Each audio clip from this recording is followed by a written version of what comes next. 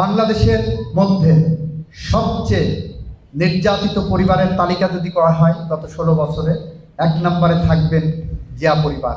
আমাদের বর্তমান প্রধানমন্ত্রী নির্যাতিতদের প্রতিচ্ছবি।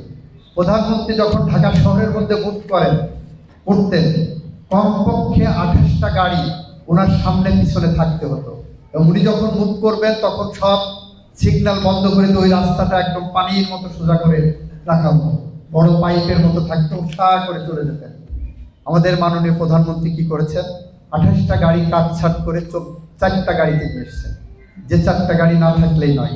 উনি ঢাকা শহরে মুভমেন্ট করার সময় কোনো সিগন্যাল বাতির জন্য ওনার জন্য আলাদা সিগন্যাল রাখা হয় না। এইটা জনকল্যাণমুখী উদ্যোগ।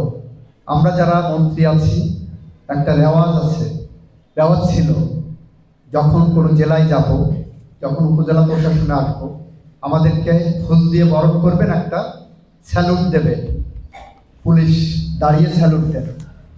এটা বন্ধ করে দেওয়া হয়েছে। আমরা এখন সার্কিট হাউসে যে ওই স্যালুট নেওয়ার জন্য রোদের মধ্যে আমার পুলিশ ভাইরা দাঁড়ায় থাকতেছেন ঘন্টার পর ঘন্টা, সেই পথ আমরা বন্ধ করেছি।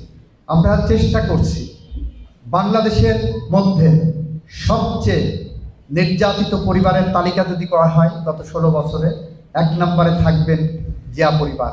আমাদের বর্তমান প্রধানমন্ত্রী নির্যাতিতদের প্রতিচ্ছবি। তাকে আহত করে 111 সময়ে পঙ্গু করা হয়েছিল, তার মাকে বন্দি করা হয়েছিল, তার ভাই বিদেশে মারা গেছেন। জিয়া পরিবারের চেয়ে নির্যাতিত কোনো পরিবার বাংলাদেশে কেউ ছিল না। প্রায় 17 বছর পরে দেশে ফিরে প্রায় 17 মিনিট বক্তৃতা দিয়েছিলেন। আপনারা যারা ওনার বক্তব্য শুনেছেন, তার বক্তব্যের মধ্যে এখন পর্যন্ত ওই দিনও কোনো প্রতিহিংসার আগুন জ্বলেনি, প্রতিশোধের নেশায় উনি মত্ত হননি। আমাদেরকে নির্দেশ দিয়েছেন, এমপি হয়েছেন বিএনপির নেতৃত্বে, এখন আপনি জনগণের এমপি, স্বল্পবার সকল মানুষের এমপি। সুতরাং জনগণ যাতে ভোগান্তির শিকার না হয় সেদিকে খেয়াল রাখবেন। আমরা আমাদের নেতাদেরকে সেই মেসেজ দিয়েছি। গরমে আরাম নিয়ে হবে না হাহুতাশ, ঘুরলে পরে ওয়ালটন ফ্যান বাতাস আর বাতাস। আমরা একটি সুস্থ স্বাভাবিক বাংলাদেশ চাই, আমরা একটি সুস্থ বাংলাদেশ চাই, একটি আইনের শাসনের বাংলাদেশ চাই, একটি ন্যায়পরায়ণতার বাংলাদেশ চাই, একটি উন্নয়নের বাংলাদেশ চাই।